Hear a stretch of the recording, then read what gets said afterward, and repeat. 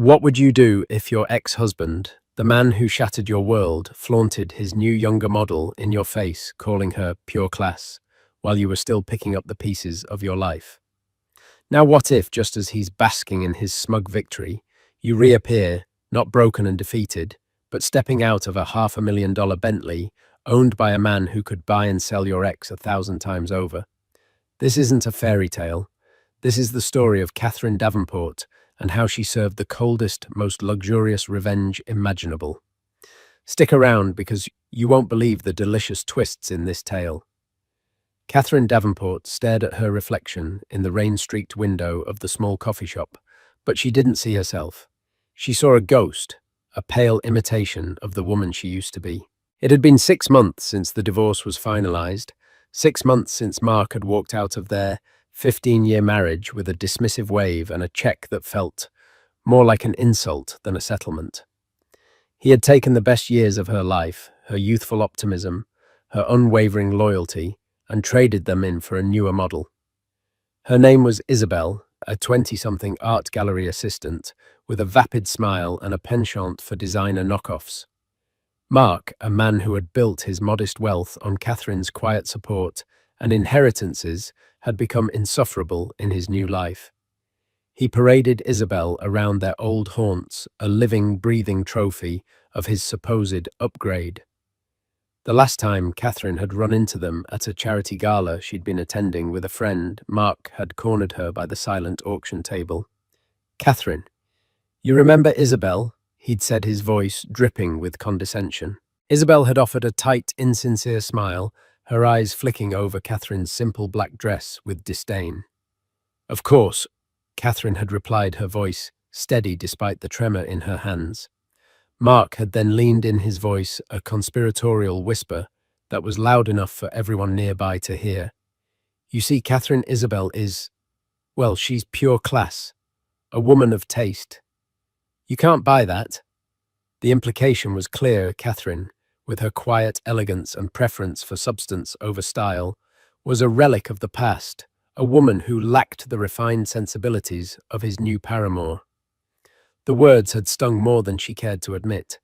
They had echoed in her mind for weeks, a cruel mantra of her own perceived inadequacies. Pure class.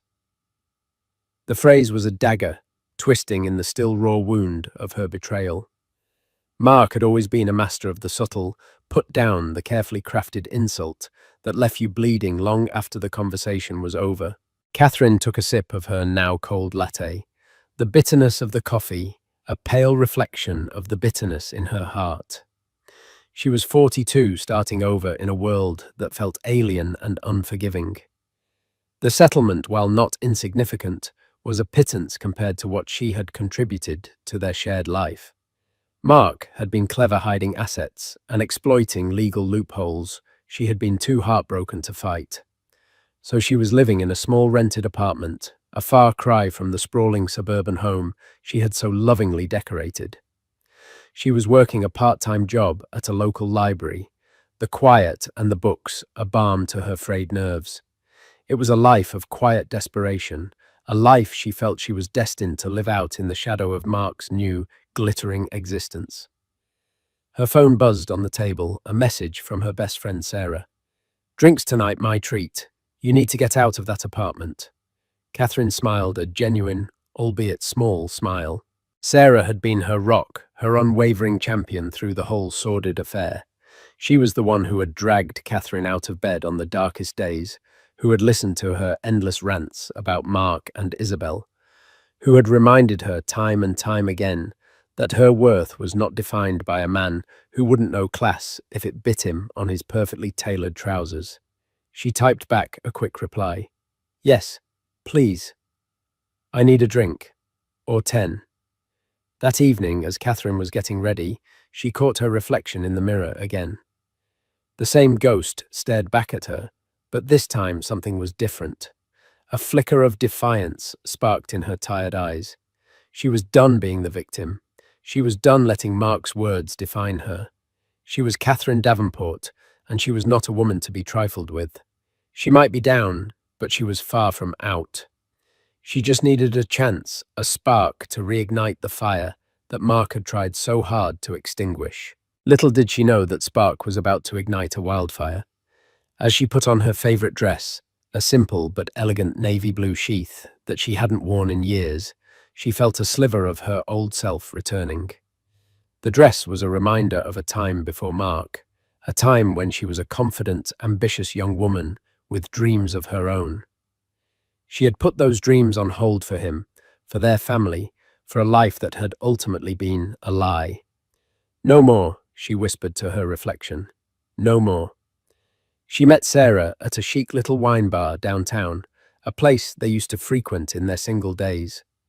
The bar was buzzing with the energy of a Friday night, the air thick with laughter and conversation. For the first time in a long time, Catherine felt a sense of possibility, a feeling that her life wasn't over, that it was just beginning. "You look different," Sarah said, her eyes wide with surprise as Catherine slid into the booth. "In a good way, a very good way." "I feel different," Catherine replied, a genuine smile gracing her lips. "I'm done mourning the past. It's time to start living for the future." They ordered a bottle of expensive champagne, a celebration of Catherine's newfound resolve. As they clinked their glasses, Catherine felt a sense of liberation, a feeling that she was finally breaking free from the shackles of her past. The night was young, and for the first time in a very long time, so was she. 2 months later, Catherine was a different woman. The quiet librarian had been replaced by a confident, radiant version of herself. She had taken a course in art history, a passion she had long suppressed, and had started volunteering at a local art gallery. The work was unpaid, but it was fulfilling in a way her old life had never been.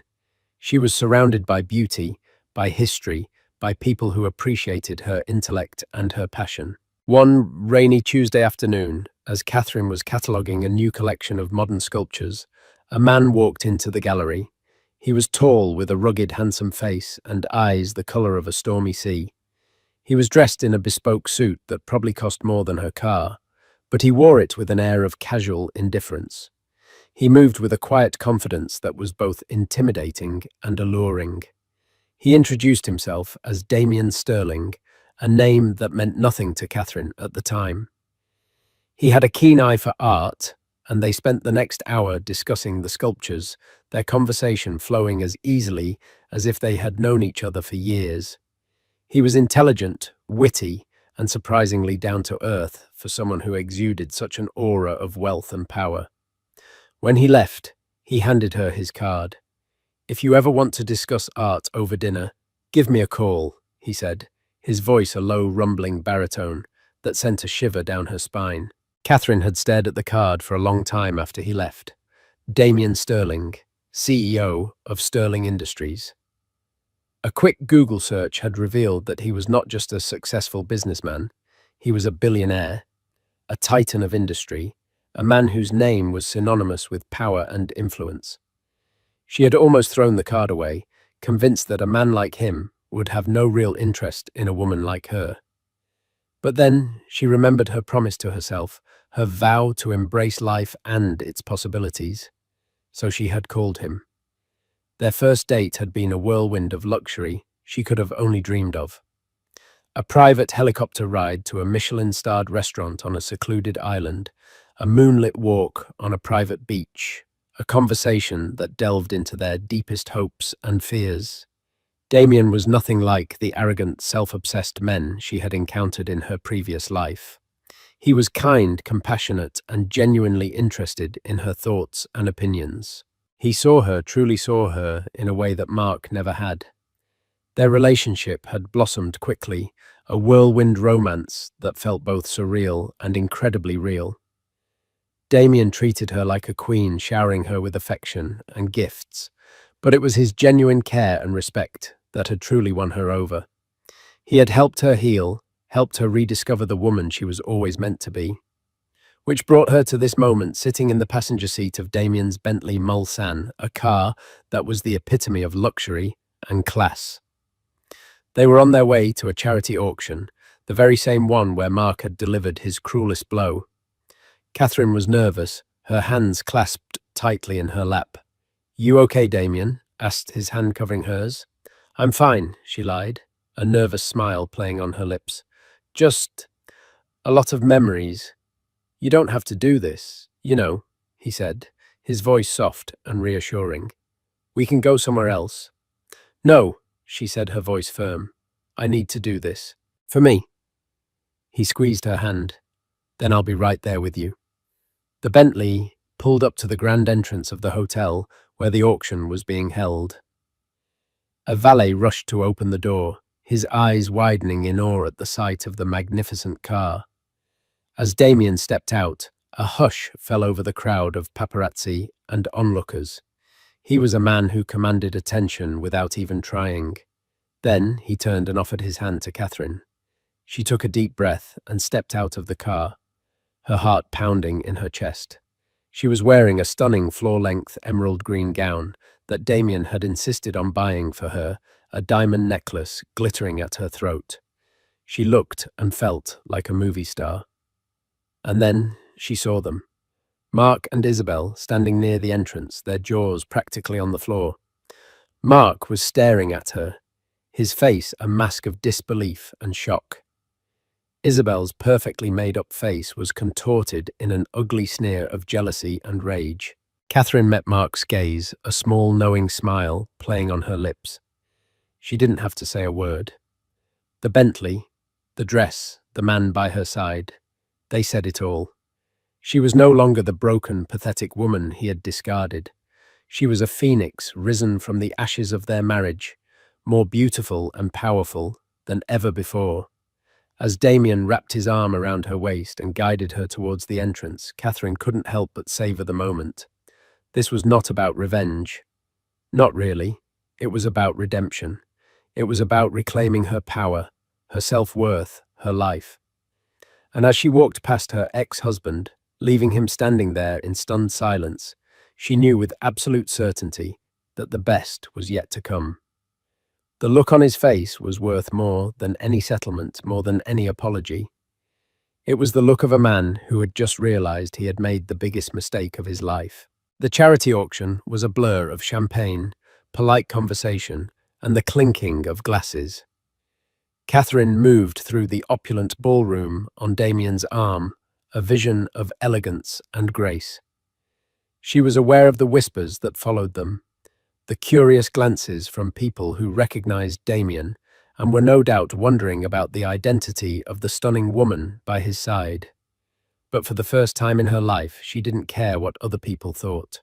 She was too busy enjoying the moment, basking in the warmth of Damien's affection and the intoxicating feeling of her own newfound power. She saw Mark and Isabel across the room, huddled together in a corner, their heads bent in what looked like a heated argument. Isabel was gesticulating wildly, her face a mask of fury. Mark looked pale and shaken, his eyes constantly darting towards Catherine and Damien, a mixture of awe and envy in his gaze. Later in the evening, as Catherine was chatting with a group of art collectors, Mark approached her, his face a carefully constructed mask of nonchalance. Isabel was nowhere in sight. "Catherine," he said, his voice a little too loud, a little too jovial. "You're looking... well." "I am well, Mark," she replied, her voice cool and composed. "So, that's your new friend?" he asked, gesturing towards Damien, who was engaged in a conversation with the host of the event. "He is," she said, a small smile playing on her lips. "Impressive car," he said, trying to sound casual, but the jealousy in his voice was palpable. "He must be doing well for himself." "He is," she repeated, her smile widening. Mark's facade of nonchalance began to crack. "Look, Catherine, about what I said. At the last auction, I was out of line. I was going through a lot, and you were a cruel, condescending jerk," she finished for him, her voice laced with an icy calm. "Yes, I remember." Mark flinched as if she had slapped him. I'm sorry." He stammered, his eyes pleading with her for some kind of absolution. Catherine looked at him, at the man who had caused her so much pain, and she felt Nothing. The anger, the hurt, the bitterness, it was all gone. All that was left was a sense of pity.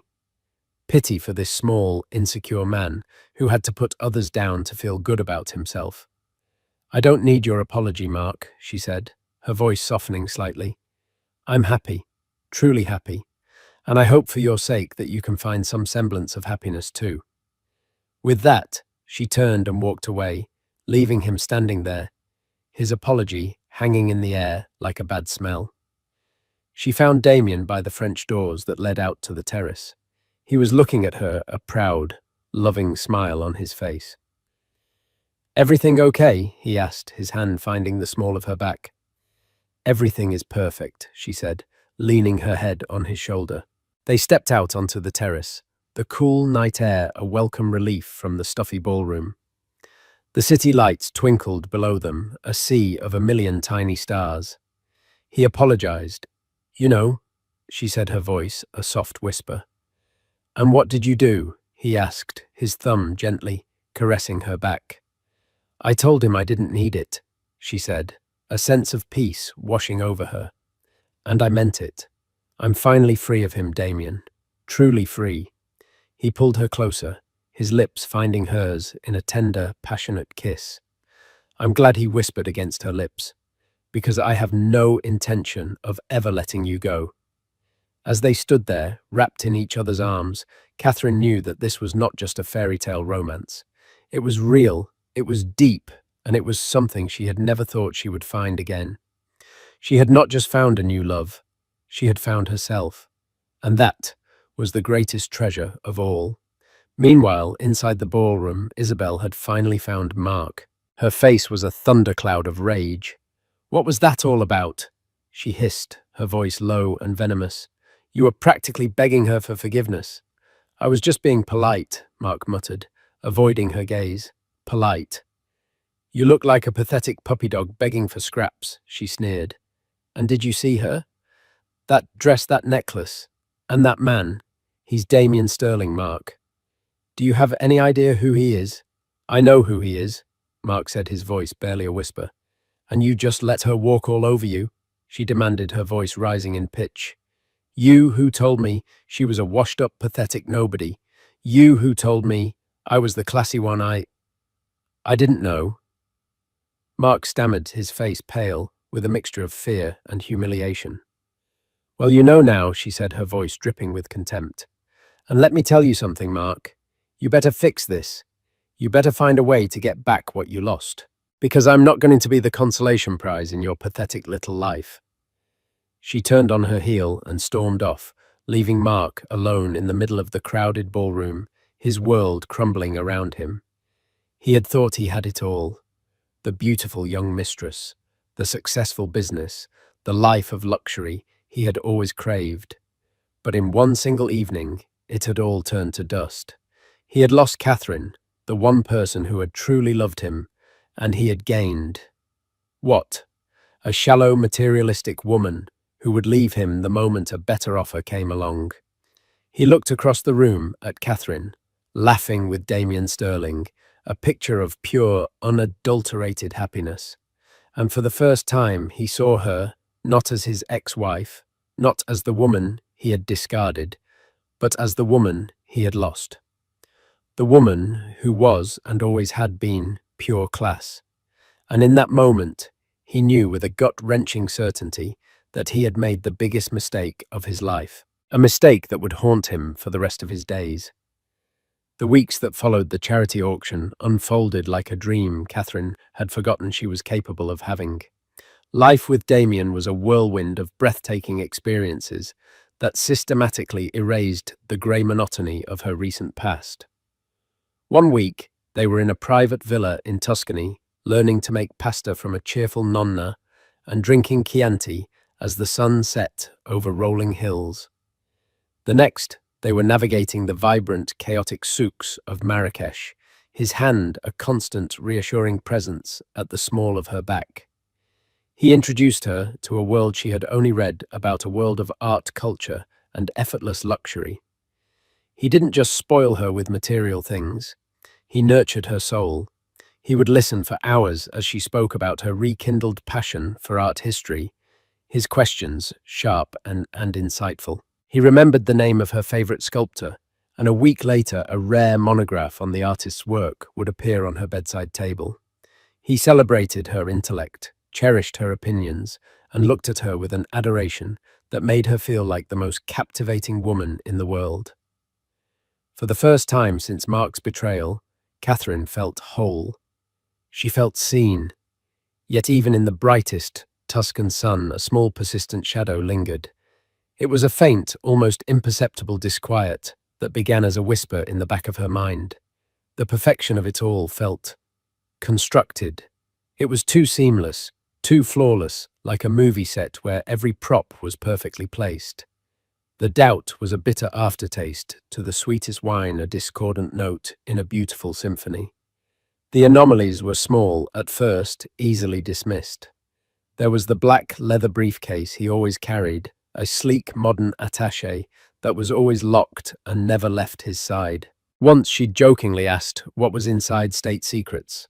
He had simply smiled a charming but deflective smile and changed the subject. Then there were the phone calls.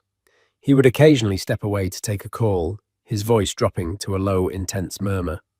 She once walked onto the terrace as he was ending one, and she heard him say in a clipped, hard tone, "Just ensure the surveillance is discreet.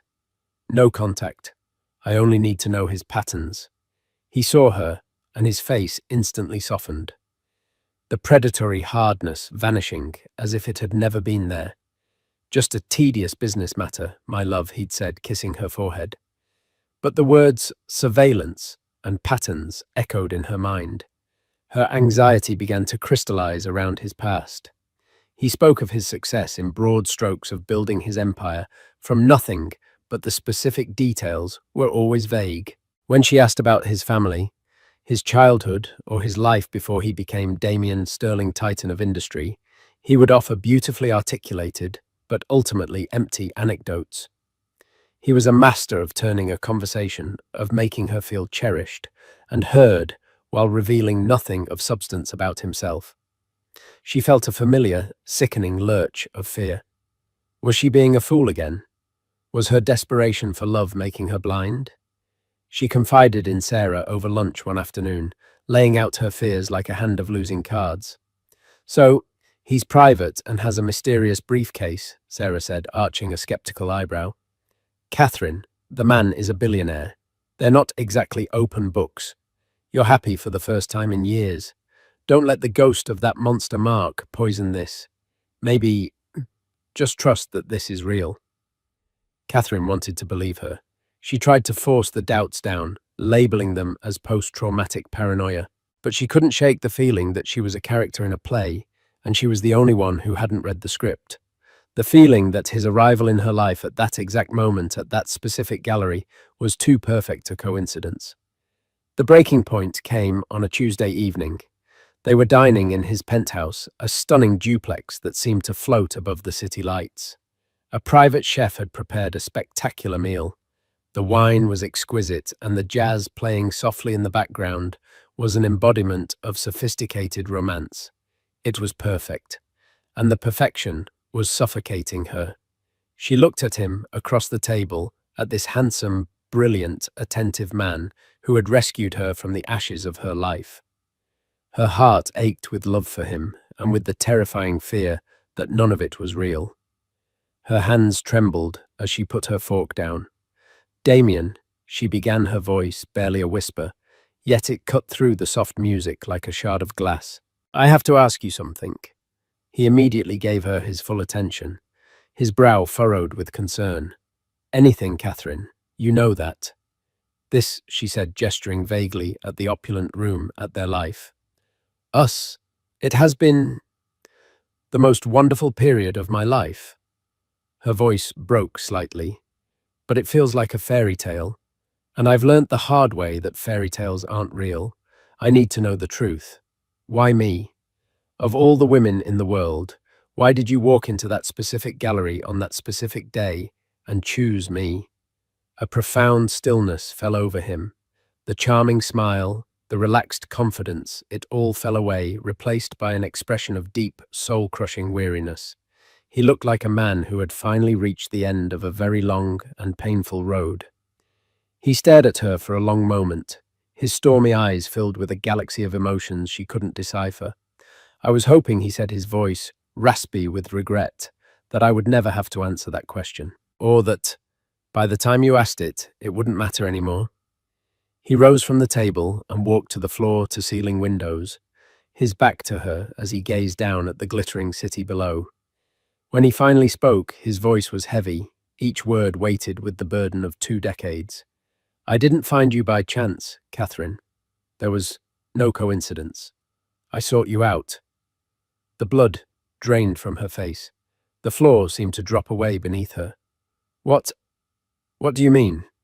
He turned to face her, his expression raw with a pain that mirrored the sudden agonizing bloom of her own. I mean that I knew your ex-husband. I knew Mark Davenport long before you ever did. He began to talk, and the story that spilled from him was one of profound friendship and the bitterest betrayal. They had grown up in the same working-class neighborhood, two ambitious boys with dreams far bigger than their surroundings. Damien was the visionary, the genius coder. Mark was the salesman, the charismatic face of their partnership. Together in a cramped garage, they created a revolutionary piece of software that was poised to change the face of data compression. They were on the verge of securing their first round of major funding. He was my brother, Damien, said, his voice thick with the memory of a ghost. I trusted him with my life, with my future. But Mark's ambition was a cancer. He secretly negotiated a side deal, sold their proprietary code to a major corporation for a fraction of its worth, and filed a patent under his own name just days before the sale. He took the money and vanished, leaving Damien with a mountain of debt, a lawsuit from their initial investors, and a heart so thoroughly broken it would take 20 years to mend. He didn't just steal my work, Catherine. He stole my identity. He erased me from my own story. I lost everything. He walked back towards her, his eyes blazing with the cold fire of a long-nurtured grudge. So, I rebuilt. I worked 20-hour days, fueled by coffee and rage, and every success, every dollar I made was just a means to an end. The end was always Mark. I promised myself that one day I would be so powerful that I could crush him without a second thought. And then 6 months ago, I was reading a financial journal, and there was a small piece on up-and-coming real estate moguls, and I saw his name, and next to it, in an article about his recent messy divorce, there was a picture of you. He knelt before her, taking her cold, trembling hands in his. I saw the pain in your eyes. It was the same look I saw in my own reflection in that empty garage all those years ago. It was the look of betrayal, and in that moment, a plan was born. A cruel, perfect, vengeful plan. A plan she whispered the words like acid on her tongue. To use me. Was I just a pawn, a weapon to aim at your enemy? Yes, he admitted, his honesty more painful than any lie. At first, that's all it was. I would sweep in the billionaire savior. I would give you a fairy tale life, and the sight of you on my arm, happy and radiant, would be the first turn of the screw in Mark's public humiliation. It was a cold, calculated move in a war he didn't even know was coming. He squeezed her hands, his gaze desperate pleading. But then, the unthinkable happened. The plan went wrong. I met you. I actually met you, Catherine. I listened to you talk about art with such passion. I saw your kindness, the quiet strength you carried, despite what he did to you. I saw your grace, your wit, your soul. And somewhere between discussing Renaissance sculpture and laughing over a spilled glass of wine, my cold-blooded revenge plot was hijacked by my own heart. I fell in love with you. Hopelessly. Completely. I'm not in love with Mark's ex-wife, he said, his voice cracking. I am in love with Catherine Davenport. I should have told you. God, I know I should have. But I was a coward. I was so terrified that if you knew how this all started, you'd see me as just another man who wanted to use you, and I would lose you. And losing you, That is a loss I don't think I could survive. Catherine stared at him, her mind a raging tempest. Anger warred with a gut-wrenching hurt. She had been a pawn. Her fairy tale was founded on a lie. But beneath the storm, a strange current of empathy stirred. She looked into his eyes and saw not a manipulator, but another of Mark's victims, one whose wounds were far older and deeper than her own. They were two people bound by the collateral damage of one man's insatiable greed. She pulled her hands from his and stood up, walking to the window herself. For a long moment she just breathed, watching the distant impersonal lights of the city. Mark had tried to destroy them both. He had almost succeeded. And now, fate or Damien's calculated plan had brought them together. What was she to do? Walk away and prove Mark the victor in both their stories? Or, she turned back to face him. The tears were gone, replaced by a glint of steel in her eyes that Damien had never seen before. A cold, magnificent fury. "He didn't just steal a company from you, Damien," she said, her voice low and steady. "He stole 15 years of my life. He tried to extinguish my spirit, and he almost succeeded." A slow, dangerous smile touched her lips. "You wanted to use me as a weapon. Fine, but a weapon doesn't just want to be brandished. It wants to be fought." She walked towards him, her earlier vulnerability gone, replaced by the chilling resolve of an avenging angel. "So what happens now?" she asked, her voice dropping to a conspiratorial whisper. "When does the real war begin?" Damien looked up at her, a mixture of awe and adoration on his face. This was not the end he had feared. This was a beginning he had never dared to imagine. He rose to his feet, a matching fire in his own eyes. "Now," he said, a slow, predatory smile spreading across his face. "Now we show him what real class looks like when it comes for its pound of flesh." The plan was not born in a single flash of inspiration, but was meticulously crafted over weeks in the glass-walled study of Damien's penthouse, a room that became their veritable war room. Spreadsheets glowed on oversized monitors, displaying the intricate web of Mark's financial holdings, while piles of legal documents and corporate reports covered the vast mahogany desk. It was here that Catherine's transformation from a wronged woman to a formidable queen on the corporate chessboard was completed. Initially, she had been a passive observer, watching with a kind of awed horror as Damien moved his invisible armies into place. But soon her intimate knowledge of Mark's vanities and weaknesses became their most potent weapon. "He's over-leveraged on the new waterfront development," she pointed out one night, tracing a line on a blueprint. "He bought it for the prestige to get his name on the building. He told me it was his legacy. That's his ego talking. Squeeze him there, and he'll panic." Damien looked up from his screen, a slow smile of genuine admiration spreading across his face. "Catherine Davenport," he said, his voice low with respect. "You are a terrifyingly brilliant woman." She felt a blush rise to her cheeks, but it wasn't from shyness. It was the hot thrill of empowerment. She was no longer just a victim of Mark's story. She was actively, ruthlessly co-authoring its final chapter. Their strategy was a masterpiece of corporate strangulation executed with surgical precision. Through a labyrinth of shell corporations, Damien's team began acquiring Mark's debt from lenders, becoming his silent, unseen creditor. They identified his most talented project manager, a woman named Helen, who Mark consistently underpaid and took for granted, and lured her away with an offer so generous it was life-changing. Her departure caused a critical project to stall, sending ripples of uncertainty through his investors. The crown jewel of their strategy was the sabotage of the Apex Tower deal, a partnership that would have secured Mark's company for the next decade. Damien, using an anonymous proxy, presented a competing bid that was only marginally better, but was structured with an elegance and security that made Mark's offer look clumsy and desperate. When the news broke that Mark had lost the deal, he flew into a volcanic rage. Catherine could picture it perfectly. Mark, red-faced and sputtering, blaming everyone but himself. His world was being systematically dismantled, and he had no idea the architect of his ruin was the man he'd wronged 2 decades ago, aided by the woman he had so arrogantly discarded. His relationship with Isabel, already a fragile construct of money and vanity, shattered under the pressure.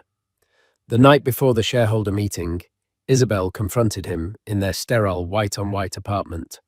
"What is happening, Mark?" she demanded, her voice sharp and devoid of its usual syrupy sweetness. She was holding a stack of overdue invoices from a couture boutique. "My cards are being declined." "My cards?" "It's a temporary cash flow problem," Mark snarled, loosening his tie as if it were a noose. "The market is volatile. You wouldn't understand." "Oh, I understand that the pure class lifestyle you promised me is evaporating," she retorted, her eyes cold and hard. "I understand that you look like a frightened little man who is in way over his head. Did you see the look on Catherine's face at that auction? She looked like she owns the world. And you look like you're about to lose it." The words hit him like a physical blow because they were the absolute terrifying truth. The day of the shareholder meeting dawned grey and oppressive, a perfect mirror of Mark's mood. The hotel ballroom was filled with anxious-looking investors, their polite murmurs doing little to hide the palpable tension. Mark stood at the podium, sweating under the stage lights, launching into a desperate rambling speech about long-term growth and synergistic opportunities. He was a captain trying to convince his passengers that the ship wasn't sinking, even as the water lapped at their ankles. It was then that the grand double doors at the back of the ballroom swung open. A hush fell over the room. Every head turned. Damien Sterling and Catherine Davenport stood framed in the doorway, a tableau of immense power and breathtaking elegance. Damien was in a perfectly tailored charcoal suit, his presence radiating an almost gravitational pull. But all eyes were on Catherine. She wore a bespoke sheath dress of brilliant scarlet red, the color of power, of fire, of blood. A simple, elegant diamond choker encircled her throat. Her expression was serene, her gaze level, and as her eyes met Mark's across the cavernous room, he saw no trace of the broken woman he had left. He saw his executioner. He faltered, mid-sentence, his voice catching in his throat. The carefully constructed artifice of his confidence crumbled into dust. They moved down the central aisle with unhurried grace, the crowd parting before them like the Red Sea. A nervous hotel employee scurried to place 2 chairs for them, directly in the front row. They sat, a silent, regal tribunal, their very presence a judgment. When Mark's pathetic speech finally petered out, there was a moment of awkward silence before the chairman, a man already in Damien's pocket, cleared his throat. "We will now hear from a representative of our new majority shareholder," he announced. Damien rose smoothly and walked to the podium. He didn't look at Mark. He adjusted the microphone and scanned the faces of the stunned audience. "Good morning." His voice, calm and amplified, filled every corner of the room. "My name is Damien Sterling." He paused, letting the weight of his name settle. "As of 9 a.m. this morning, my holding company, Sterling Conglomerate, completed its acquisition of a 51% controlling interest in Davenport Properties. As such, I will be assuming the role of CEO effective immediately." A tidal wave of gasps and frantic whispers swept through the ballroom. Mark's face went from pale to ashen. He looked like a man who had just seen his own ghost. Some of you may be wondering why Damien continued, his voice taking on a harder, colder edge. A massive screen behind him flickered to life. "To understand the future of this company, you must first understand its fraudulent origins." He then proceeded with the dispassionate precision of a prosecutor to lay Mark's entire life bare. An old photograph appeared on the screen, 2 young, hopeful men, Damien and Mark, standing in front of their first office. Damien narrated the story of their partnership, their shared dream. Then documents appeared, the original code they had written, the business plan. He followed it with the patent filing Mark had secretly made in his own name, and the bank records showing the wire transfer from the competitor he'd sold it to. The evidence was irrefutable, a digital tombstone for Mark's career. This company, Damien declared, his voice ringing with righteous fury, was built on a foundation of theft. Its first seed money was the price of a stolen dream and a shattered friendship. It was too much for Mark. The decades of lies, the carefully maintained facade, the crushing weight of his public disgrace. It all culminated in a single primal scream of rage. He lunged from his chair, a wild animal cornered, and with nothing left to lose his target, Damien's throat. But Damien had been waiting for this for 20 years. He simply sidestepped a matador, avoiding a dying bull. Mark, propelled by his own momentum, stumbled past him, lost his footing on the polished stage, and crashed to the floor in a heap of expensive ruined wool. He lay there, gasping for breath, a broken, humiliated man. His eyes, wild and pleading, found Catherine's.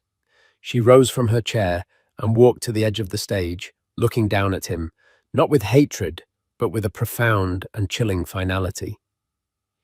She took the microphone from its stand. "I am Catherine Davenport," she said, her voice clear and steady, resonating with an authority no one in that room had ever heard from her before. "For 15 years, I was married to this man. For 15 years, I supported him.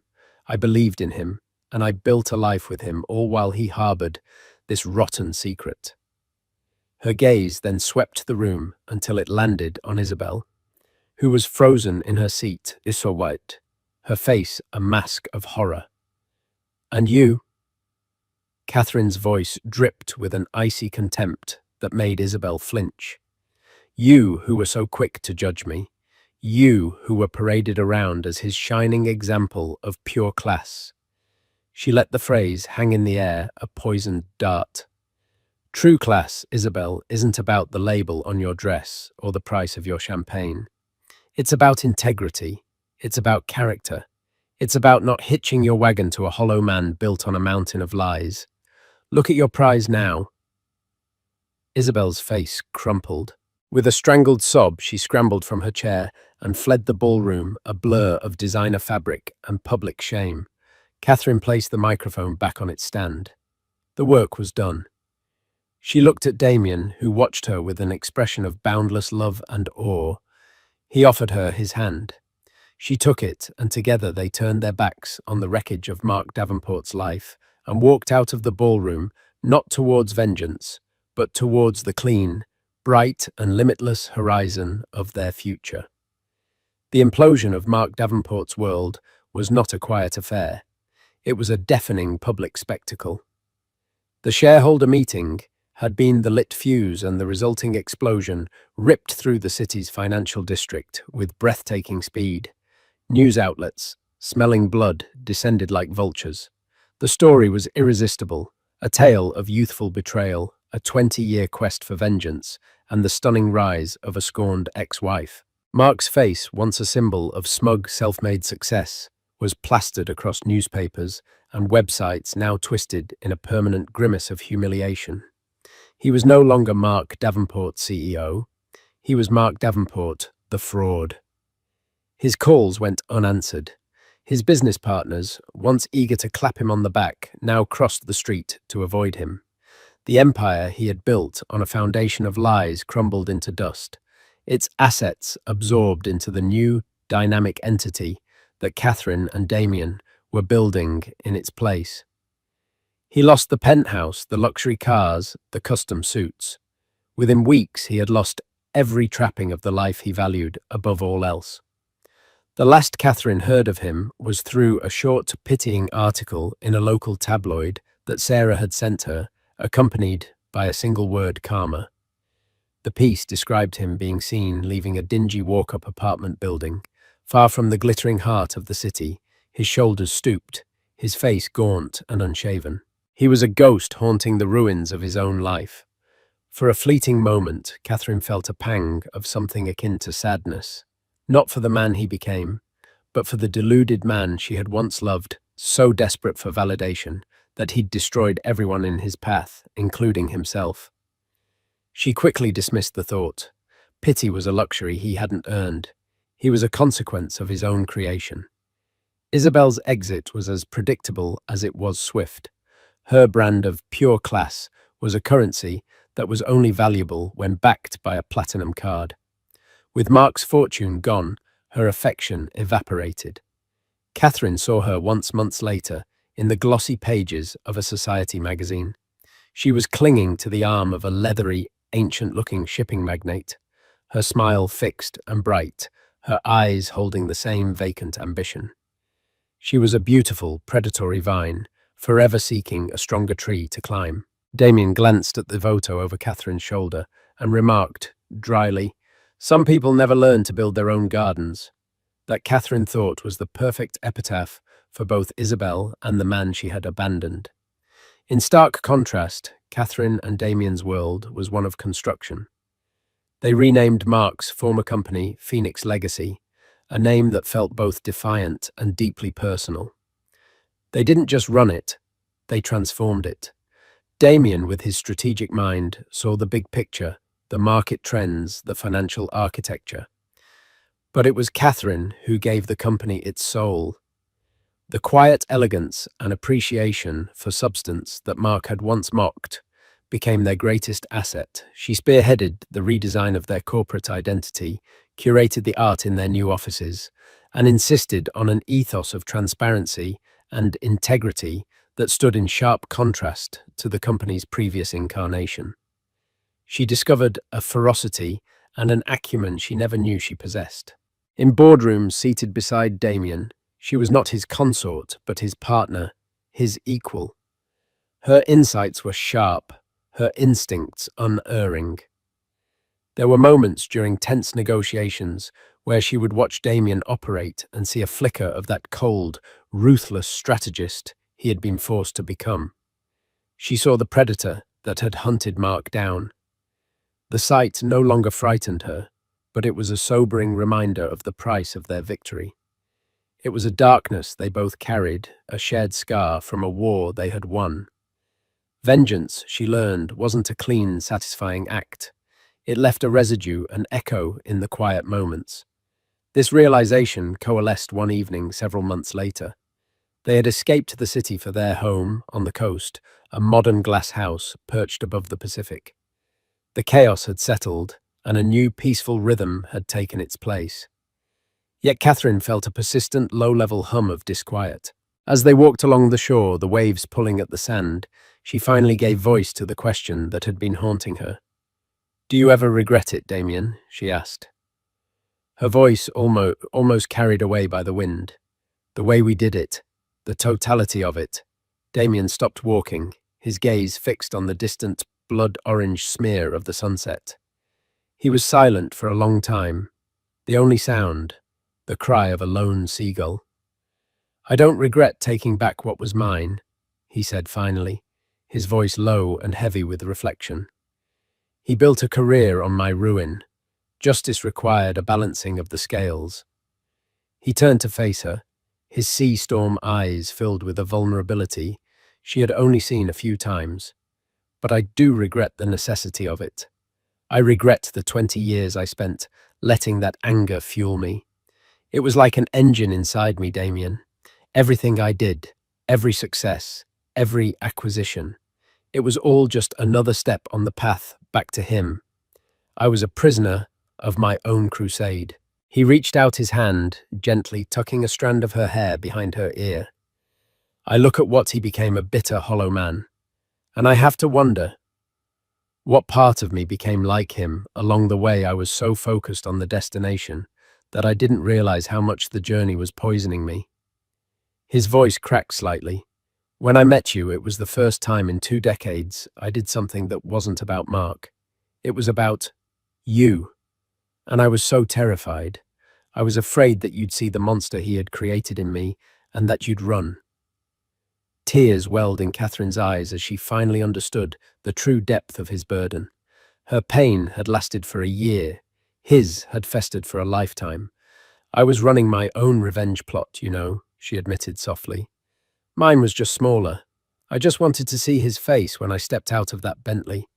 I wanted one moment of victory, but it spiraled into this, into a corporate war. And I won't lie, a part of me loved it. A part of me loved watching him fall. And that part of me, it scares me a little. We saved each other, Damien whispered, pulling her into a fierce, protective embrace. You showed me that there was a life to be lived after revenge. You were the light at the end of a very long, very dark tunnel. And you, she murmured into his chest, you showed me that I was a phoenix, not just ashes. They stood there, locked together, as the last light of day bled from the sky, the waves washing the shore clean. It wasn't an absolution, but an acknowledgement. The past wasn't erased. Its echoes would always be there, but they were no longer ghosts haunted by it. They were survivors, builders, partners who had taken the rubble of their respective betrayals and constructed a new empire, not of wealth, but of a profound, hard-won love. Their happily ever after wasn't a fairy tale gift.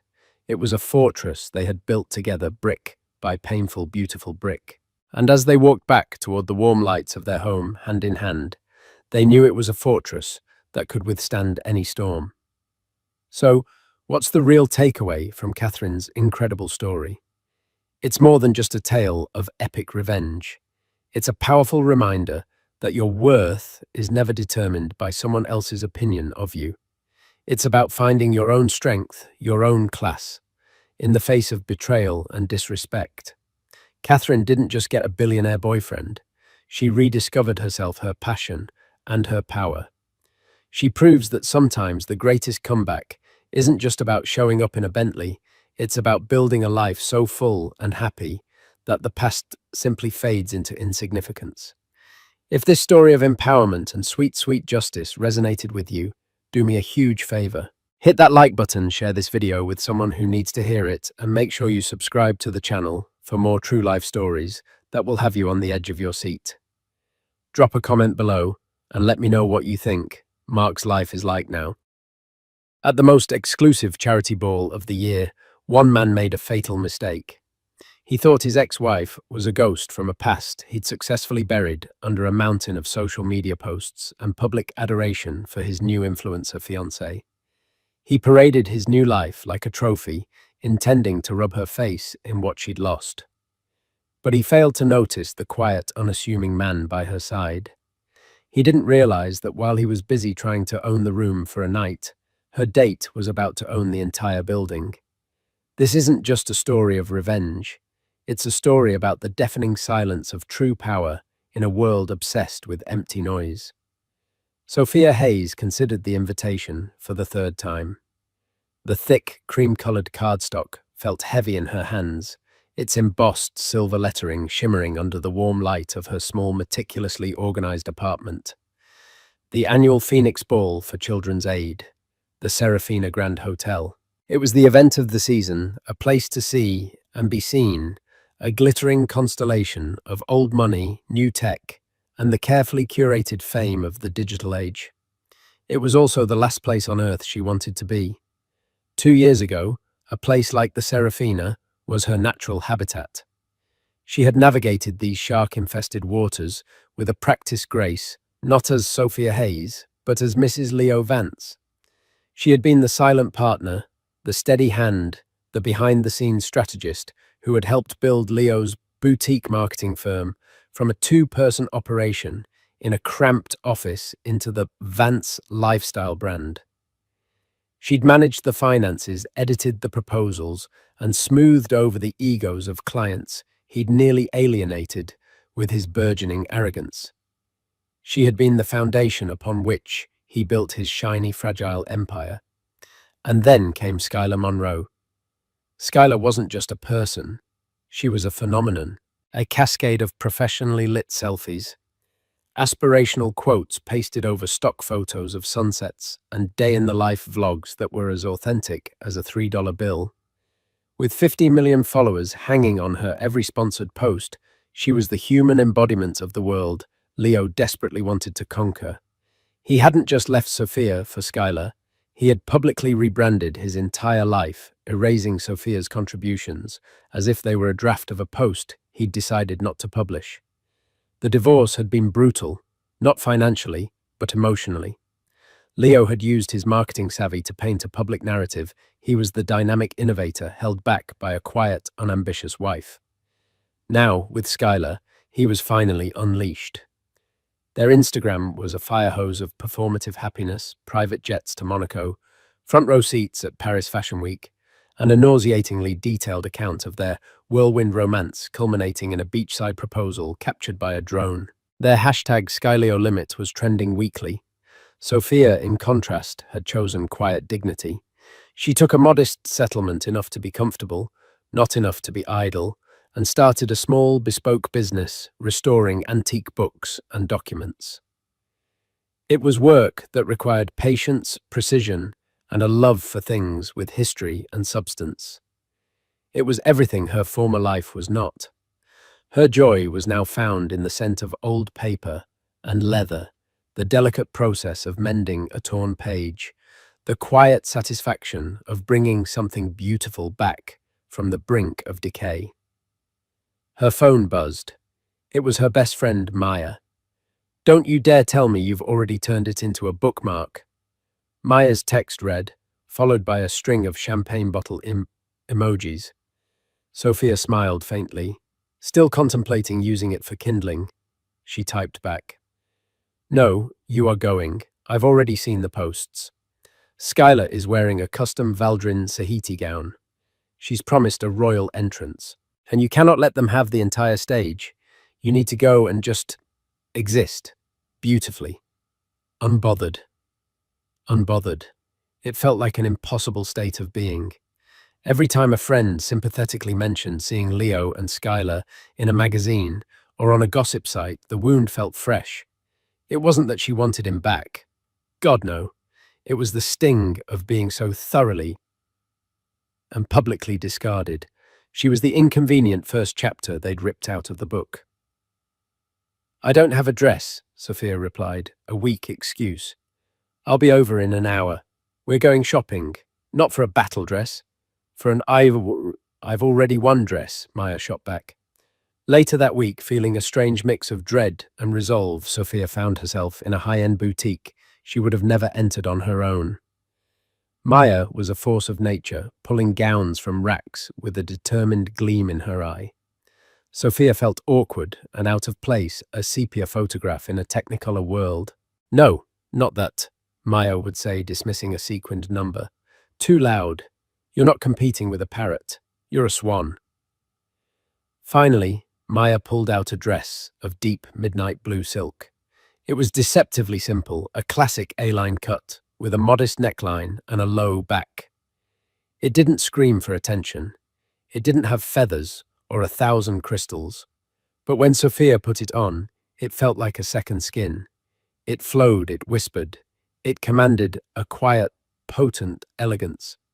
It was the physical embodiment of the woman she was trying to become. "That's the one," Maya said, her voice soft with conviction. "When you walk into that ballroom, you won't be Leo Vance's ex-wife. You'll just be Sophia, and that will be more than enough." Sophia looked at her reflection. She saw the hint of dark circles under her eyes, the lingering sadness in their depths. But she also saw a flicker of something else, a spark of defiance, a woman who had survived the fire and was still standing. Maybe Maya was right. It wasn't about winning a battle with Leo. It was about showing up for herself. She bought the dress. She still wasn't sure if she had a date or if she even wanted one. Going alone felt both terrifying and empowering. But as she walked out of the store, the invitation in her purse no longer felt like a summons to her own execution. It felt like a dare. 3 days before the Phoenix Ball, the universe intervened in the form of a spilled cappuccino. Sophia had sought refuge in her favorite sanctuary, the Gilded Page, a small, independent bookstore and cafe in a quieter part of the city. It smelled of roasted coffee beans and aging paper, a combination she found deeply comforting. She was at a small table in the back, hunched over a fragile 19th century copy of Moby Dick, a recent acquisition for a client. Her tools were laid out with surgical precision, archival tape, powdered eraser, a bone folder. She was so engrossed in her delicate work that she didn't notice the man approaching her table until he was almost upon it. He was tall and dressed in a way that defied easy categorization. He wore a simple grey cashmere sweater, dark jeans, and well-worn leather boots, clothes that suggested quality and comfort, not a desire to impress. His hair was a little unruly, and he had the thoughtful, slightly tired eyes of someone who spent more time thinking than talking. He was trying to navigate the narrow aisle between her table and a shelf of poetry when a college student with a massive backpack swiveled abruptly. The student's bag caught the man's arm, sending the large cappuccino he was holding arcing through the air. Sophia reacted on pure instinct. With a speed that surprised even herself, she swept her arm over her table, shielding the antique book as the hot, milky coffee splattered across her forearm and the wooden surface. "Oh my God, I am so sorry," the student stammered, horrified. "I'm so sorry," the man said simultaneously, his voice a calm, low baritone. He ignored the coffee seeping into his own sweater and immediately focused on her. "Are you all right? Did you get burned?" He grabbed a handful of napkins from a dispenser and with a surprising gentleness began to carefully dab at her arm, his movements efficient and concerned. "I'm fine," Sophia said, her heart still pounding from the adrenaline. "Thank you. The book. Is it okay?" She carefully inspected the volume. It was untouched, safe under the protective sleeve she always used. A wave of relief washed over her. The student, flustered and apologetic, practically fled the scene. The man, however, remained. "Let me buy you another coffee, and perhaps a pastry to compensate for the assault." He offered a small wry smile. "My name is Alexander." "Sophia," she replied, finding herself smiling back. "And you don't have to. It was an accident." "I insist." "Besides," he said, gesturing to the now empty poetry shelf aisle, "you saved me from having to pretend I understood Rilke. You've done me a great service." They ended up sharing a table. He insisted on buying her a new coffee and a croissant, and to her surprise, the conversation flowed effortlessly. He asked about the book, and his interest was genuine. He didn't just nod along. He asked intelligent questions about the binding, the paper, the history of the edition. She found herself explaining the art of restoration with a passion she usually reserved for her work. In return, he spoke about his own work in vague but intriguing terms, mentioning systems architecture and efficiency modeling. He talked about a love for building things that were elegant, durable, and functional from the ground up. He sounded more like a master craftsman than a businessman, and Sophia found it captivating. There was no posturing, no name-dropping, no subtle attempts to gauge her net worth or social standing. He was just interested in her. It's rare to meet someone who creates and preserves things of substance in a world obsessed with the ephemeral. He remarked, his gaze thoughtful, as he looked at her hands, which still had a faint smudge of graphite on them. That one sentence resonated with Sophia more than any compliment she had received in years. He saw her. Not the ex-wife, not the socialite, but the restorer, the preserver of stories. They talked for nearly 2 hours until the afternoon sun began to fade. As they prepared to leave, an idea both bold and terrifying sparked in Sophia's mind. It was Maya's voice in her head urging her on. Exist. Beautifully, unbothered. "This is going to sound incredibly forward," she began, her cheeks flushing slightly. "But I have an invitation to a charity event on Saturday, the Phoenix Ball. I was planning on going alone, but—" She trailed off, suddenly losing her nerve. Alexander didn't miss a beat. His expression didn't change, but a warmth entered his eyes. "I would be honored to accompany you, Sophia," he said, as if it were the most natural thing in the world. "On one condition." "What's that?" "That you tell me the story of the first book you ever fell in love with." And just like that, she had a date. a kind, intelligent, grounded man who seemed utterly unimpressed by the glitz and glamour the ball represented. As she walked home, a genuine, unforced smile graced her lips for the first time in what felt like an eternity. She had no idea who Alexander really was. She just knew that for the first time, she was actually looking forward to the gala. She wasn't going to prove a point to Leo. She was going with a man who appreciated substance in a world of surfaces. The Serafina Grand Hotel was not merely a building, it was a statement. A century-old bastion of opulence. Its marble floors gleamed under the weight of colossal crystal chandeliers, and the air itself seemed to vibrate with wealth and influence. On the night of the Phoenix Ball, this effect was magnified 100-fold. Women in gowns that cost more than cars, dripped with diamonds, and men in bespoke tuxedos conducted business with hushed, confident tones. Sophia felt a familiar pang of anxiety as their car pulled up, but it was different this time. It wasn't the crushing insecurity Leo used to cultivate in her.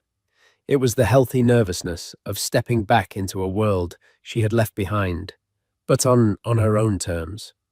Alexander, seated beside her, seemed completely unperturbed. He had arrived at her apartment in a classic, impeccably tailored tuxedo, but his demeanor was the same as it had been in the coffee shop, calm, attentive, and focused entirely on her. "You look breathtaking, Sophia," he said, his voice a quiet anchor in the sea of noise and flashing cameras at the entrance. He helped her from the car, his hand warm and steady at the small of her back. Her midnight blue dress, once a source of apprehension, now felt like armor. It didn't shout, but it held its own. As they walked up the grand staircase, a ripple of recognition went through the crowd, but it wasn't for her. Whispers followed them. Heads turned. Sophia initially assumed they were staring at her, the disgraced ex-wife making a surprise appearance. Then she realized all eyes were on Alexander. The city's power brokers, the tech titans, the stern-faced matriarchs of old families, they were all looking at him, some with awe, some with deference, some with undisguised envy. A portly man in a too-tight tuxedo practically tripped over himself to greet them. "Mr. Sterling, what an unexpected honor. We weren't aware you'd be gracing us with your presence tonight." Sterling. The name clicked in Sophia's mind. Not just Alexander Sterling, the founder and CEO of Ethereum Dynamics, the reclusive tech billionaire who had revolutionized data security. He was a legend, a ghost in the machine of modern commerce, famously private and rarely photographed. He was the kind of man Leo Vance pretended to be in his wildest dreams. Sophia felt a dizzying wave of shock. This was the man who had debated the merits of vellum with her over a croissant. He saw the question in her eyes. "We can leave if this is too much," he murmured, his voice for her ears only. "My apologies. I value my privacy. I should have been more forthright." "No," Sophia said, her voice steadier than she felt. She took a deep breath. "No, it's all right. I'm glad you're here with me." And she meant it. His identity changed the context, but not the man himself. His presence was no longer just comforting. It was a fortress. They had just acquired their champagne when the real show began. The press cameras at the entrance flashed with a renewed frenzy, and a wave of sound washed over the ballroom. "Ladies and gentlemen, arriving now, Mr. Leo Vance and his fiancée, the incredible Skylar Monroe." The event host boomed over the microphone. Leo and Skylar made their entrance not as guests, but as a spectacle. He was preening in a velvet tuxedo, a smug grin plastered on his face. Skylar was a vision in her silver Valdrin Sahiti gown, which seemed to be composed more of light and crystals than fabric. It was a magnificent dress, but on her it felt like a costume. She posed, she pouted, she blew kisses to the cameras that followed her every move, her personal vlogger trailing her like a pilot fish. They held court in the center of the room, air-kissing acquaintances and soaking in the adoration. It was only a matter of time before Leo spotted her. His eyes scanned the room, sweeping over faces, and then they locked on Sophia. His smug smile tightened. He saw her dress, her quiet elegance, and then his eyes landed on the man beside her. He didn't recognize Alexander. To Leo, he was just some anonymous man in a tux, a placeholder. Perfect. This was the narrative he wanted. His ex-wife, trying desperately to keep up, had brought some no-name date to the biggest event of the year. With Skylar in tow, he strode towards them, a predator closing in. Well, well, Leo began, his voice oozing condescension. Sophia, I'm surprised to see you out. I thought you'd be at home with your books. The last word was laced with pity. Hello, Leo, Sophia said, her voice even. Her hand found Alexander's, and he gave it a reassuring squeeze. And this must be your plus one, Leo said, barely glancing at Alexander before turning his full dismissive attention back to Sophia. I want you to meet my fiancée, Skylar Monroe. He presented her as if unveiling a masterpiece. You've probably seen her work. She's a true force in the digital space. Skylar gave Sophia a smile that was all teeth and no warmth. Oh, hi, she cooed, her eyes doing a quick, critical scan of Sophia's dress and simple jewelry. That's a lovely dress. So classic. The unspoken addendum, old boring safe, hung in the air between them. It's so brave of you to come tonight. All of this must be a little overwhelming. The performance was for her vlogger's camera, which was now pointed directly at them, capturing every nuance of the carefully orchestrated humiliation. Sophia refused to take the bait. It's a beautiful event for a worthy cause, she said calmly. It's good to see it so well attended. Leo laughed, a short, sharp sound of disbelief. Always so diplomatic. Some things never change. He then turned to Alexander, finally, deigning to acknowledge him. So, what do you do, pal? Let me guess. Accountant, lawyer? He was trying to place him in a box to categorize and dismiss him. Before Alexander could answer, the event host was back on the microphone. And now we'd like to present this year's Visionary Philanthropist Award to a man who has redefined the landscape of modern lifestyle branding, Mr. Leo Vance. A smattering of polite applause turned more enthusiastic as Leo's supporters cheered. He beamed, squeezed Skylar's hand, and shot a final triumphant look at Sophia. Duty calls, he said. Enjoy the party. From the sidelines. He walked toward the stage, the spotlight following him. Sophia watched him go, the sting of his words sharp and familiar. It was one thing to be discarded, another to be so publicly and cruelly reminded of it. Alexander's hand was still holding hers, a silent, solid presence. She looked up at him and saw that the calm, thoughtful expression on his face had been replaced by something else, a quiet, glacial stillness. He wasn't angry, he was observing, calculating. And in that moment, Sophia had the distinct feeling that Leo Vance had just made the biggest mistake of his life. Leo stood on the stage, bathed in the warm glow of the spotlight, feeling invincible. He held the crystal award in his hand, a tangible symbol of his success. Skylar watched him from the front table, her phone held high, recording his moment of glory for her millions of followers. Thank you. Thank you. Leo began, his voice resonating with practiced confidence. They call this the Visionary Award, and it truly takes vision to build something from nothing. It takes drive, it takes passion, and most importantly, it takes having the right partner by your side. Someone who inspires you, who pushes you to be better, who sees the future and runs towards it with you. He paused, locking eyes with Skylar. To my incredible fiancée Skylar, this is as much yours as it is mine. You are my inspiration. The crowd applauded. In the background, Sophia stood motionless. Every word was a carefully crafted erasure of her own history. The late nights, the sacrifices, the belief she had poured into him, all of it deleted. She felt a cold knot tighten in her stomach. It wasn't anger anymore. It was a profound, hollow sadness. Alexander watched her face.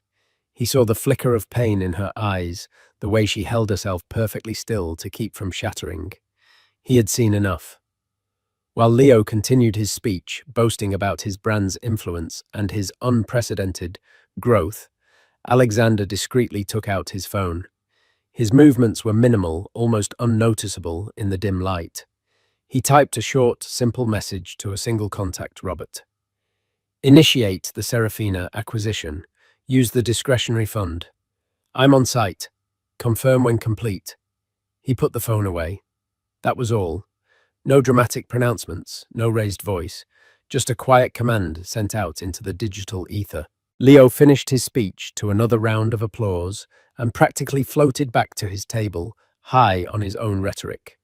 He caught Sophia's eye again and gave her a pitying smirk. He then turned to the general manager of the Serafina, a man named Mr. Dubois, who had rushed over to congratulate him. Mr. Vance, a spectacular speech, Dubois gushed. Truly, the hotel is honored to host your triumph. Of course, Dubois, Leo said, waving a dismissive hand. It's the premier venue in the city. Where else would I be? We bring a certain prestige, don't we? He leaned in conspiratorially. Make sure my fiancée's champagne glass stays full. On the house, of course, for the publicity. Of course, Mr. Vance. Anything you need. It was this small yet telling exchange that solidified Alexander's decision. It wasn't just the personal insult to Sophia. It was the cheap arrogance, the casual disrespect for the people and the place that served him. Leo didn't see a historic hotel. He saw a backdrop for his Instagram. Alexander gently touched Sophia's arm. Would you care for a walk on the terrace? He asked, his voice low. She nodded, grateful for the excuse to escape the suffocating atmosphere. They stepped out into the cool night air. The terrace overlooked the city, a breathtaking panorama of glittering lights. For a few minutes they stood in silence. I'm sorry, Alexander, Sophia said finally. You didn't sign up for all that. I signed up to spend an evening with you, Sophia, he replied, turning to face her. Nothing that happened in there changes that. His words have no power unless you give it to them. Before she could respond, a harried-looking Mr. Dubois burst onto the terrace, his face pale and beaded with sweat. He wasn't looking at Sophia. He was staring at Alexander with an expression of pure, unadulterated shock. Behind him, a woman in a headset. The event coordinator was whispering frantically into her microphone. Mr. Sterling?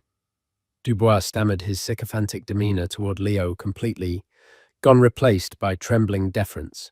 Forgive me, I just received a call from the ownership group, from your people. Alexander simply raised an eyebrow, waiting. There seems to have been a transaction, Dubois said, his voice barely a whisper. A rather significant one, effective immediately. He swallowed hard. Welcome, sir, to your hotel. Sophia froze. She looked from Dubois's terrified face to Alexander's calm one. The city lights swam before her eyes. Your hotel? Alexander gave a slight, almost imperceptible nod. Thank you, Mr. Dubois. I trust my ownership will not be a problem. No, sir, not at all. An honor, a supreme honor. Good. Alexander said, his voice still quiet, yet it now carried the weight of absolute authority. First, please extend my compliments to the chef. The meal has been excellent. Second, please inform the bar staff that all drinks for the remainder of the evening are on me. It's a celebration. Yes, Mr. Sterling. At once. And Mr. Dubois? Alexander added, his voice dropping slightly. There is one other thing. Anything, sir. Alexander's eyes flickered for a moment towards the ballroom, where Leo was laughing loudly, holding his award up for another photo. It has come to my attention that one of your guests, a Mr. Vance, believes his presence here grants him special privileges. He seems to be under the impression that he owns the room. A look of pure dread dawned on Dubois' face. I'd like you to correct that misunderstanding for me. Alexander continued, his tone smooth as silk. Discreetly, of course. Please present him with his final bill for the evening. Everything. His table, his guests' meals, the champagne he so generously offered on the house. And please add a 20% gratuity for the staff he has been treating so poorly. My staff? Dubois looked as if he might faint. Right away, Mr. Sterling. Right away. He practically ran from the terrace. Sophia stared at Alexander, utterly speechless. The sheer, breathtaking audacity of it. The scale of it. He hadn't raised his voice. He hadn't made a scene. He had simply bought the building. The fallout was immediate and catastrophic for Leo. Mr. Dubois, flanked by two stern-looking security guards, approached Leo's table. The vlogger's camera was still rolling, catching the moment. Dubois leaned in and spoke in a low, urgent tone. The smug grin on Leo's face vanished, replaced by confusion, then indignation, then sheer, stark panic, as a leather-bound billfolder was placed firmly on the table in front of him. What is this? Leo's voice was loud enough to carry. This is a mistake. My expenses are covered. There is no mistake, Mr. Vance, Dubois said, his voice now devoid of any warmth. The hotel is under new ownership, effective 10 minutes ago, and the new owner wishes to settle accounts. The words hung in the air. New ownership. Whispers erupted around the room. Who? How Skylar's perfectly made-up face was a mask of confusion. Her camera, still live-streaming, caught Leo's face, turning a blotchy red as he opened the bill. The amount was astronomical. This is ridiculous, he sputtered, looking wildly around the room. His eyes fell on the terrace doors where Sophia and Alexander were just stepping back inside. He saw the way Dubois kept glancing nervously in their direction. He saw the way the most powerful people in the room were now looking not at him but at Sophia's quiet, unassuming date. And in one horrifying, gut-wrenching moment of clarity, Leo Vance understood exactly what had just happened.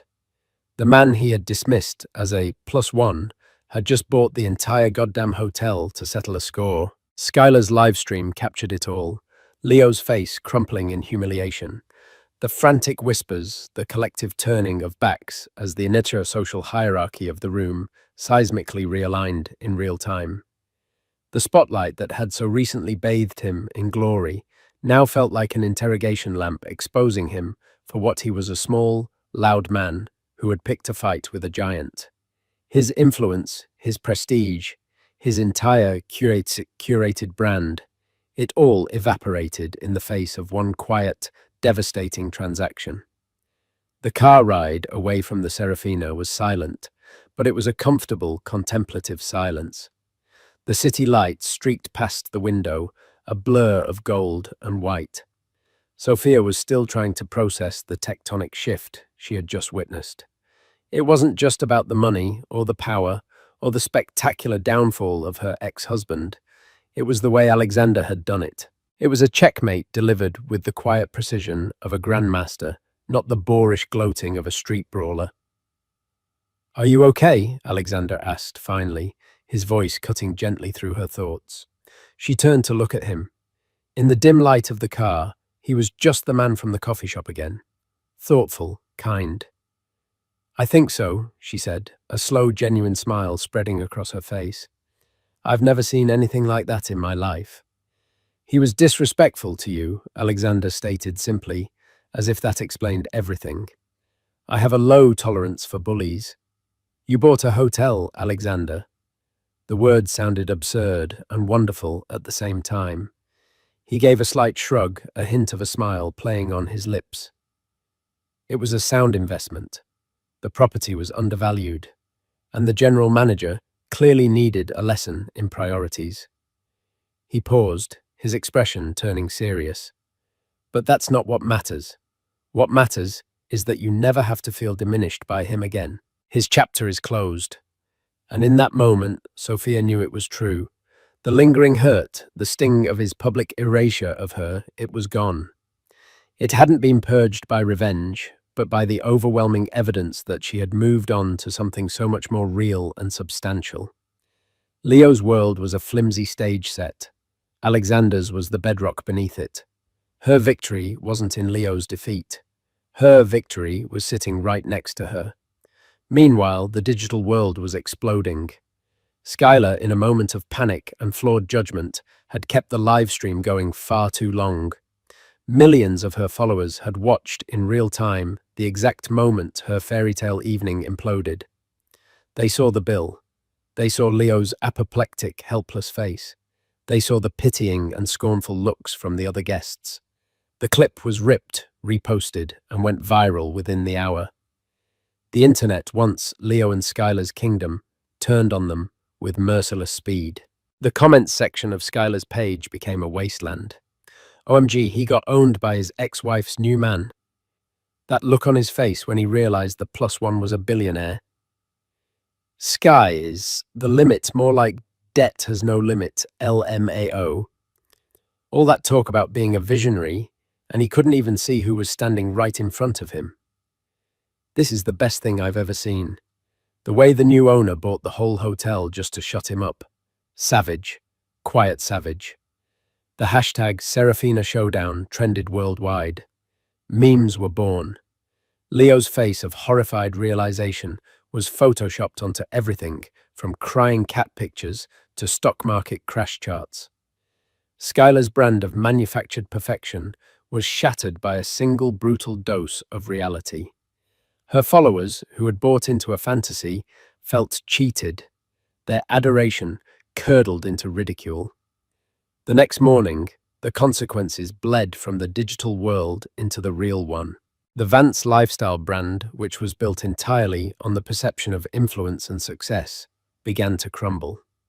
A major athletic wear company that had just signed a seven-figure endorsement deal with Leo and Skylar called to indefinitely postpone the campaign launch. An investor in Leo's latest venture, a high-end men's grooming line, pulled his funding citing concerns about brand integrity. Leo's power had been an illusion, and Alexander had ripped the curtain away for the whole world to see.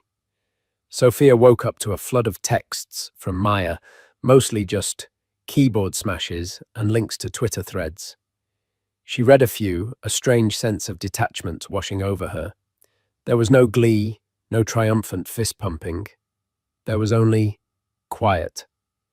The noise that had surrounded Leo for years, the noise he had used to drown her out, had finally been silenced. Later that afternoon, her phone rang. It was Alexander. "I have a proposition for you," he said, his voice warm. "I've just acquired a first edition of Dante's Inferno with original Gustave Doré engravings. It's magnificent, but it has some slight water damage on the cover. It needs an expert, and I was hoping that expert might also be free for dinner tonight." Sophia smiled a real unburdened smile. She looked around her quiet apartment at the books, waiting patiently for her care at the life she had painstakingly rebuilt for herself. It was a good life, a substantive life. "I think," she said, her heart feeling light and full, "I can fit that into my schedule." Her new chapter wasn't about the downfall of her ex-husband or the wealth of her new companion. It was about her passion, her strength, her quiet victory.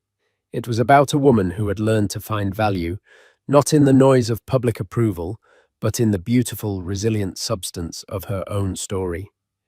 Weeks turned into a month. The digital shockwave of the Serafina Showdown had lasting repercussions. Skylar Monroe attempted a clumsy pivot. She posted a tearful black and white video titled "My Truth," where she spoke about the pressures of living a public life and the pain of seeing her relationship scrutinized. It was a valiant effort to reclaim the narrative, but her audience, now cynical, saw it as just another performance. Her engagement plummeted, and lucrative brand deals dried up, replaced by offers from detox teas and mobile games.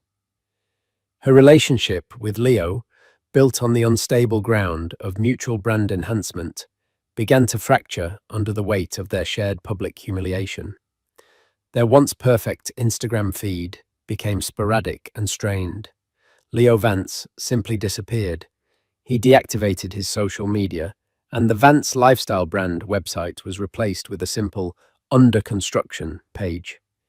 Rumors swirled that he was facing lawsuits from disgruntled investors and had sold his flashy downtown condo at a loss. He had built his identity on a pedestal of perceived success, and when it was kicked out from under him, he had nothing left to stand on. Sophia, by contrast, had never been more visible, yet she remained firmly out of the spotlight. Stories had run in business journals and high society pages about the mystery woman who captivated tech mogul Alexander Sterling. But she declined all interview requests. Her anonymity was her own, and she guarded it. Her business, however, flourished in the most unexpected way. A curator from the prestigious Morgan Library and Museum, who had been at the gala and was impressed by the quiet dignity with which she had handled the confrontation, reached out. He hadn't known about her connection to Alexander at the time.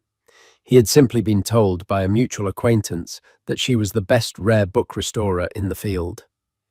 He commissioned her for a major project, the restoration of a collection of hand-illustrated medieval manuscripts. It was the project of a lifetime work that demanded all her skill, passion, and expertise. Her success wasn't a byproduct of Alexander's wealth. It was the direct result of her own talent, a talent that was finally being recognized on its own merits. Her relationship with Alexander deepened far from the glare of paparazzi and the opulence of galas.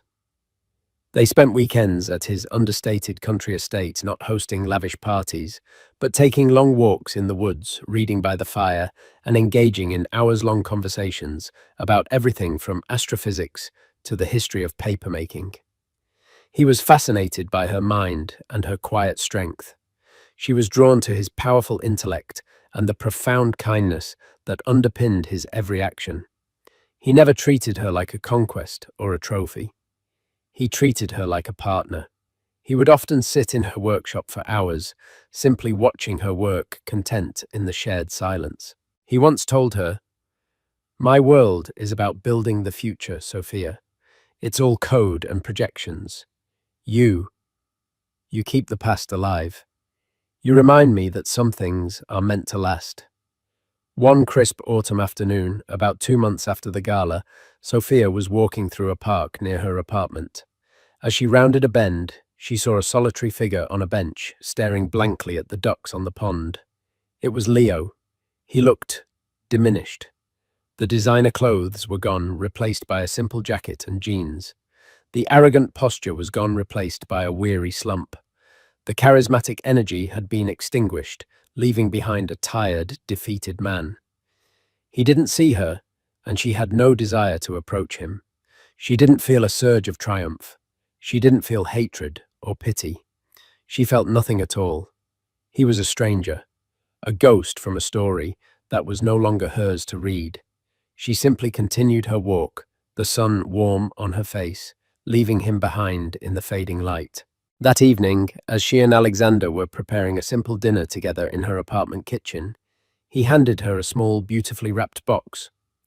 "I believe this belongs to you," he said. Inside was the 19th century copy of Moby Dick from the coffee shop. But it was different.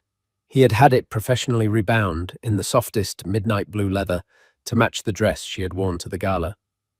On the inside cover, in elegant gold leaf, was a small, embossed whale. "A reminder," he said softly, "of the day you shielded something of substance from a storm." Sophia traced the outline of the whale with her finger, her heart full to bursting. She looked at Alexander, at the genuine love and respect in his eyes, and she knew. True wealth wasn't owning a hotel. True power wasn't commanding a room. True happiness wasn't a hashtag. It was this: the quiet moments, the shared understanding, the profound, unshakable knowledge that she was valued not for who she was with, but for exactly who she was. And that was a victory no one could ever take away. Nearly a year had passed since the night of the Phoenix Ball. The seasons had turned, and with them, the narratives of all their lives had settled into new, more permanent forms. The Serafina Showdown was now a piece of internet lore, a case study in branding classes on the perils of manufactured influence. For Sophia, however, it was a distant echo a story about a woman she barely recognized anymore. Her life now was one of quiet rhythm and profound joy. The Morgan Library project had been a triumph, cementing her reputation as one of the preeminent restorers in her field. Her relationship with Alexander had blossomed into a true partnership, a seamless blend of their two worlds. They were the architect and the archivist, one building the future, the other preserving the past, finding their perfect equilibrium in the present. This particular Saturday found them at his country estate, a place of rugged stone-warm wood and vast windows that looked out onto rolling hills. It was a home, not a showpiece. Sophia was in the sun-drenched library, her fingers gently tracing the tooling on a 17th century atlas, while Alexander worked across from her sketching on a large tablet. He wasn't designing a skyscraper or a new data center. He was designing a dream. "I have a question for you," he said, his stylus pausing mid-air. He turned the tablet towards her. On the screen was a breathtaking architectural rendering, a building of glass steel and reclaimed timber that seemed to grow organically from the landscape. It was modern, yet timeless. "This is the preliminary design for the Sterling Foundation's new central community hub. The city has already approved the land grant." "It's beautiful, Alexander," Sophia said, genuinely impressed. "It looks like a library, a museum, and a park all in one." "That's the idea," he confirmed. "But it's missing a heart, a soul. My board wants a standard digital resource center. Efficient, clean, sterile. I think that's a profound failure of imagination." He zoomed in on a large wing of the building. "This section here, I envision it as the living archive, a place dedicated not just to storing physical media books, manuscripts, photographs, films, but to celebrating them.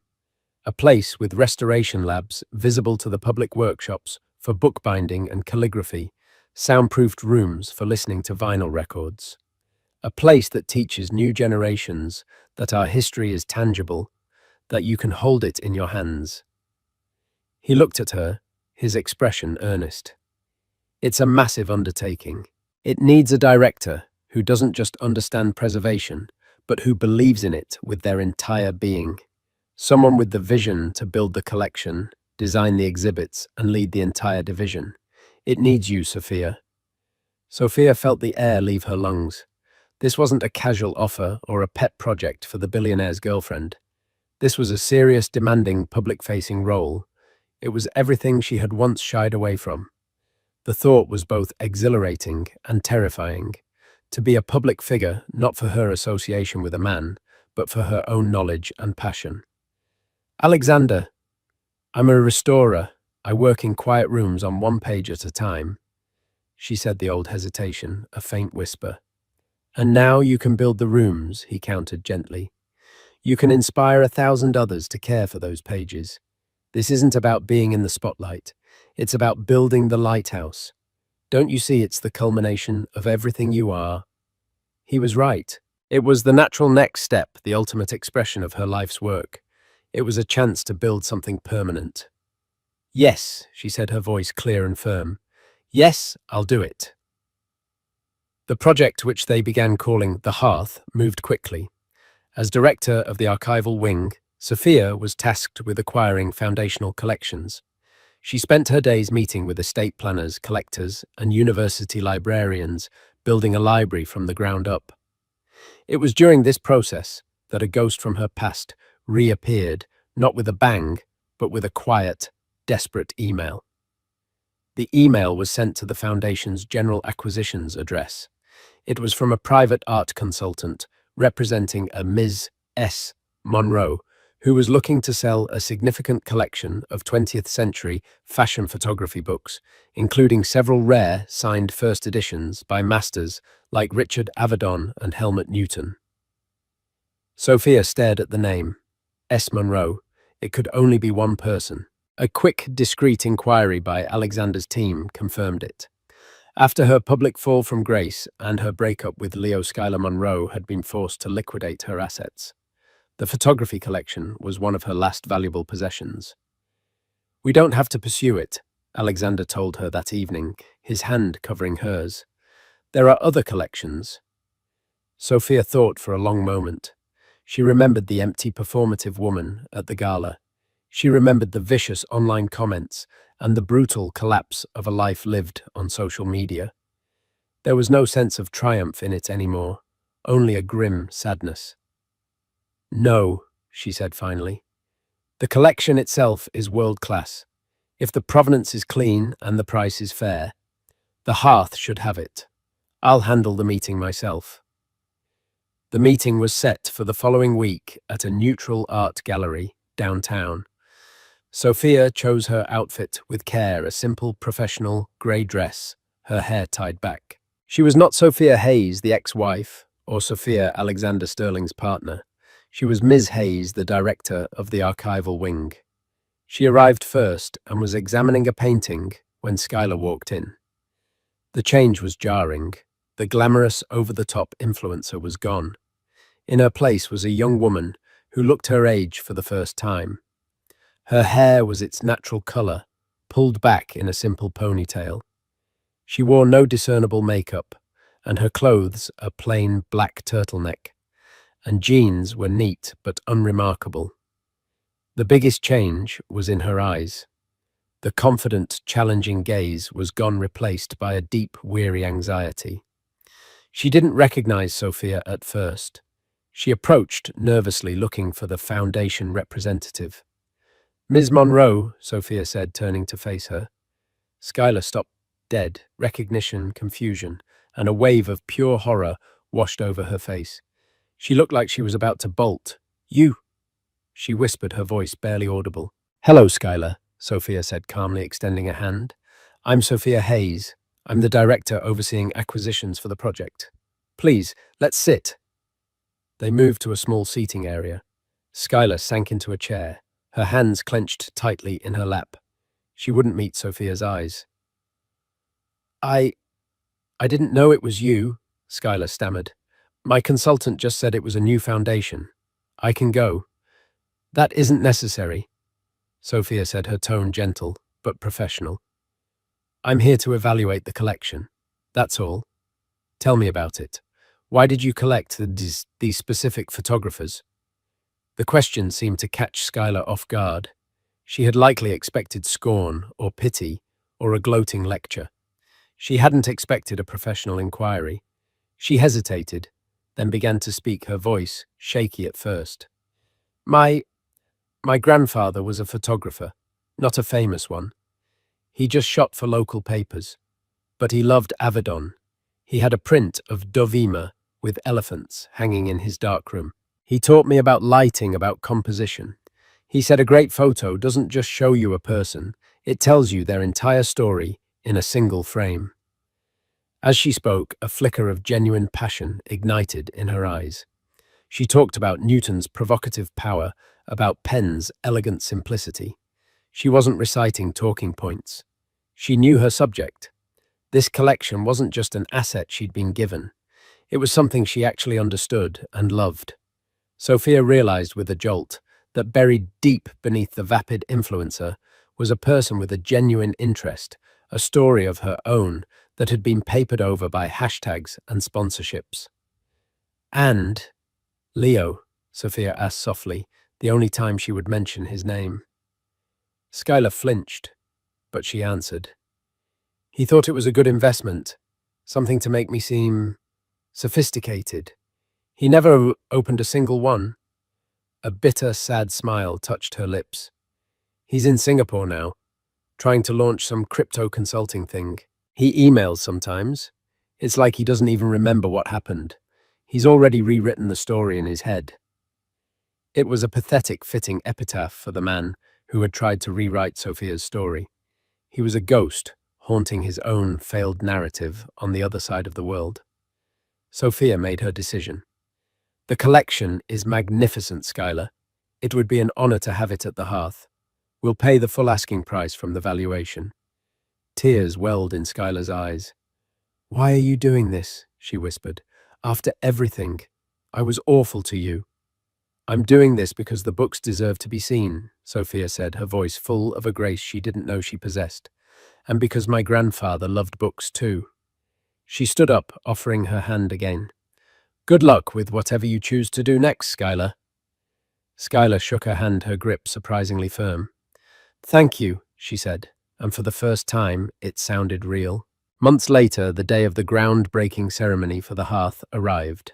It was a bright, clear day. Sophia stood at a podium facing a crowd of city officials, donors, and community members. Alexander was in the front row, his eyes fixed on her, glowing with pride. She looked out at the crowd, unafraid. She was no longer a ghost at someone else's feast. This was her stage built on her terms. We stand here today at the beginning of a story. She began, her voice steady and clear, amplified in the open air. A story about building a bridge between the past and the future, between the silent wisdom held in the pages of a book and the infinite possibility of the digital frontier. In an age of fleeting images and disposable information, we are making a promise that our stories, our collective history, will not be erased, that they will have a home, a place of substance, a place to last. She finished her speech to thunderous applause. She walked down from the podium and took her place beside Alexander. Together they picked up 2 silver shovels and alongside the mayor plunged them into the rich, dark earth. As the cameras flashed, Sophia looked at Alexander, her partner, her friend, her love.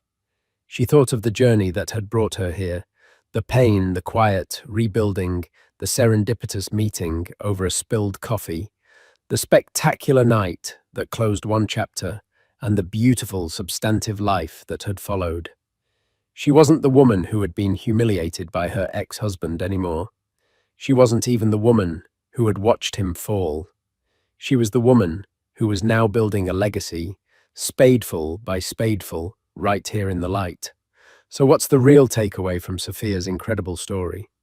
It's a powerful reminder that in a world that shouts true strength, often whispers. While her ex-husband chased the hollow echo of social media fame, Sophia quietly invested in herself, in her passion, and in her own worth.